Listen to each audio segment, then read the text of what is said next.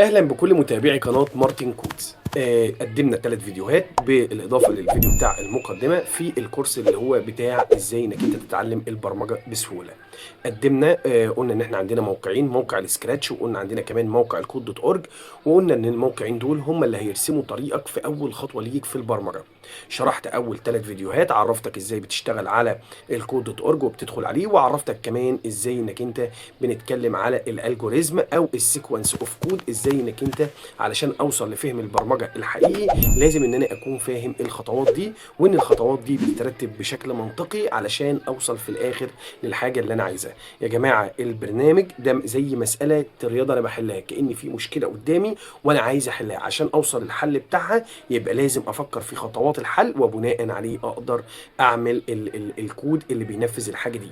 مش المهم على فكره في البرمجه انك انت تكون بسرعه بتكتب كود، قد ما يكون مهم جدا انت ازاي بتفكر وازاي بتعرف تحل المشكله اللي قدامك، علشان لما يجي برنامج قدامك لازم مش بروح اجري كده بسرعه على الكود، ولكن بيكون الحل الكبير ان انا اكون فعلا بفكر ازاي في الحاجه دي.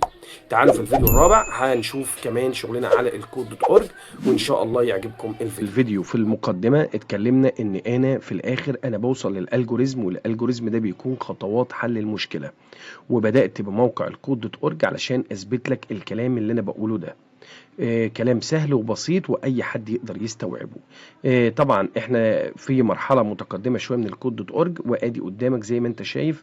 طبعا انا هنا بتعتمد الحاجه دي هنا على اساس ان اعد المربعات وابتدي ان انا احط الاسهم بتاعتي. فانا طبعا انا واقف هنا، يبقى دي خطوه ادي 2 واوصل. طب هوصل ازاي؟ بان انا هاخد الدايركشن ده واخد الدايركشن منه مره كمان، اعمل ران الاقيه ان هو اتحرك. طبعا انا كده فشلت ليه؟ لان انا كنت محتاج خطوه ثالثه، فهروح احط، وهو ده بقى اللي انا بقول ان انا بدي الالجوريزم بتاعي اللي بيتكلم عليه. طبعا كان في حته برضو كمان احنا ان انا بدل ما اخد الثلاثه دول كده، لا كان ممكن ان انا اخد واحده منهم بس كده وبعدين اجيب ريبيت. انا كررتها 3 مرات، ودي انا قلتها في الفيديو بتاع المره اللي فاتت تقريبا. لو دوسنا ريست وعملنا ران برضو هلاقيه ان هو بينفذ نفس الفكره وبيدخلني على المرحله اللي بعديها. طيب بعد كده يا شباب تعالوا ادي نفس الفكره اهي. طبعا انا همشي كده خطوه، يبقى انا هاخد الدايركشن بتاعي. طبعا احنا كده خلاص فهمناه، ادي خطوه. الخطوه الثانيه همشي كده برضو، هاخد الدايركشن كده، ممكن اخد واحده منهم واحط ريبيت. خلاص انت فهمت.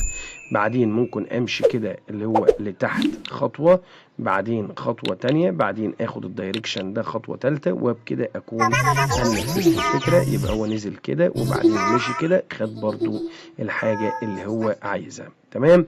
ممكن بقى نوصل لاخر مستوى. طبعا هو كل مدى بيصعب لك الموضوع، يبقى بس انا برضو حبيت افهمك. انا دي نفس الكلام، عايز امشي يبقى هاخد خطوه في الدايركشن بتاعها كده، وبعدين خطوه تاني نفس الكلام، بعدين هنزل خطوه لاسفل. هو ده بقى الالجوريزم اللي انا بتكلم عليه يا شباب، هو ده الالجوريزم. بعدين هاخد الدايركشن ناحيه اليمين، هاخده مرتين، ولو انا عملت ران هلاقيه ان هو نفذ الفكره او الكود بتاعي اللي انا بتكلم عليه. وممكن كمان بدل ما اخد كل ده هبتدي ان انا اجيب ريبيت. من ريبيت هتختصر لي الكود جدا. هاخد واحده من دي واكررها مرتين، فهخلي دي 2 بس. بعدين هاخد واحده من اللي تحت، هاخد واحدة من اللي تحت في ريبيت برضو وهكررها مرتين. هعمل بالطريقة دي كده. بعدين هاخد واحدة برضو من دي بس وهكررها مرتين. فانا كده بختصر في الكود على قد ما بقدر واخليها مرتين، وبعدين ادوس ريست وبعدين ادوس ران هلاقي نفذ نفس الكود مرة تانية بالظبط. تمام. نوصل لاخر مرحلة بقى، لان احنا كده خلاص فهمنا الفكرة. فهدوس على المرحلة رقم 12. تقدر بقى انك انت ديك زي ما انت شايف، هو بقى هيقعد يبدأ شمال ويمين، فهو عايزه يروح كده فمفيش مشكلة. يبقى انا هجيب الدايركشن ده مرتين اهو، ادي الدايركشن ده مرتين. بعدين ممكن ارجع تاني، فارجع تاني بالدايركشن عشان اخد نفس المكان بتاعي، وبعدين انزل لتحت خطوتين فهاخد ادي نفس الفكرة. بعدين هرجع مكاني تاني، يبقى هطلع خطوتين لفوق. شايفين يا شباب ادي ترتيب الالجوريزم اللي انا بتكلم عليه. بعدين هاخد الاتجاه ده مرتين اهو نفس الفكرة.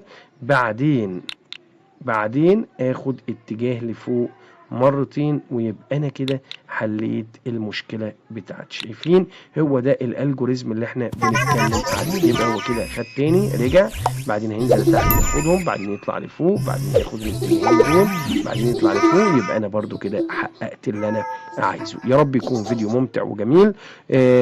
طبعا الفينش بتاعنا اهو خلاص، هيوريك بقى كونتينيو، وهتبتدي كمان انك انت تخش في مستوى اعلى شويه. برضو هوريهولك قبل ما اقفل الفيديو. زي ما انت شايف ممكن بقى هنا هيصعب الموضوع شوية، ولكن برضو انا هعمل فيديو علشان برضو يعني انا عايز اجيب نهاية الكود دوت اورج عشان تبقى انت فاهم كل حاجة عنه. انا هقفل الفيديو على كده، واستنوني في فيديو جديد.